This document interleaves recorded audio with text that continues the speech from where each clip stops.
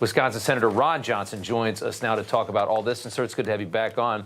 They went after Bannon and Navarro, and their subpoenas for those two men came from a crooked committee, as we've said before, which should have never even had subpoena power to begin with. And Navarro's in jail right now. Well, let's face it, January 6th committee was corrupt. Yeah. It was highly partisan.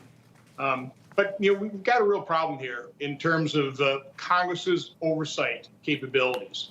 We are vested in the Constitution with the responsibility to conduct oversight, hold the administration accountable.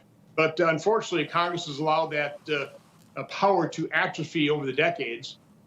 What Speaker Johnson now is pursuing is civil contempt. So he'll go to court and try and get a court, remember the third branch, to enforce their subpoena. There's actually a third type of contempt that Congress has used in the past. It's called inherent contempt. And that is where you basically send the sergeant at arms to the individual who is holding Congress in contempt, and you arrest that individual until they comply with your subpoena. Now, it hasn't been used in the House since 1916. In the Senate, the last time they used it was 1935. But I think the way this is going, the way that administrations just completely blow off Congress and its constitutional responsibility and authority to enforce these things, at some point in time, some committee is going to have to start looking at inherent contempt as well. I would love to hear Merrick Garland just explain why he won't release it. If anything, just that. Just tell us, as somebody that's not supposed to be partisan aligned, why it is that you're concealing the audio tapes of a special counsel interview with the president over his egregious behavior with classified documents. What possible answer could he have that's not corrupt? He's doing it because he can do it. Yeah. He's the law. And so he believes he's above the law. And by and large, again, the way Congress has allowed its oversight, responsibilities, and authority to atrophy, they'll continue to get walked over by administrations from both parties. So my suggestion for members of Congress is, pursue the civil route. But if that doesn't work, I would not rule out inherent contempt. Send the sergeant at arms to the homes of those individuals and arrest them until they're willing to comply with your lawful order.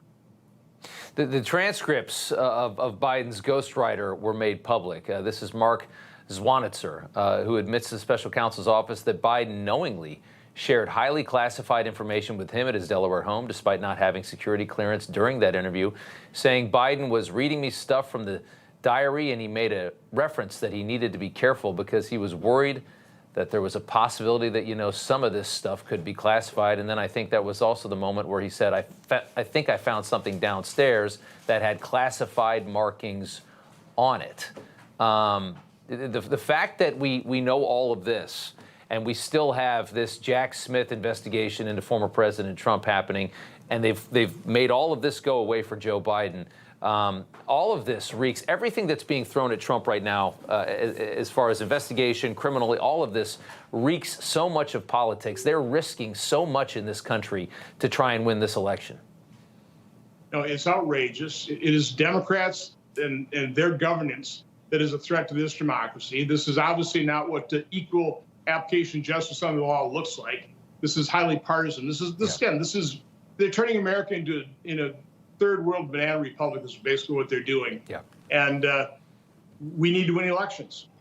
These folks are thirsting for power. They will do everything they can to maintain it and grow it. And that's what we're up against. We're up against radical leftists who have infiltrated every institution in this country, the media, our education system, obviously government, the administration.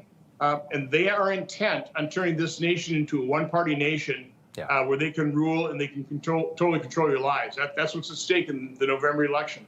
That's exactly right. And again, just to remind people I remember when CNN got that audio tape that had Trump on audio, and they thought maybe he was showing something to a woman like that was in the room. He said, you see this? You see this? That was explained away. But everybody, they went insane over that. And now we've got real proof of the sitting president. That doesn't get reported. It just shows you what they're willing to do. And like you said, they're willing to risk it all to keep power.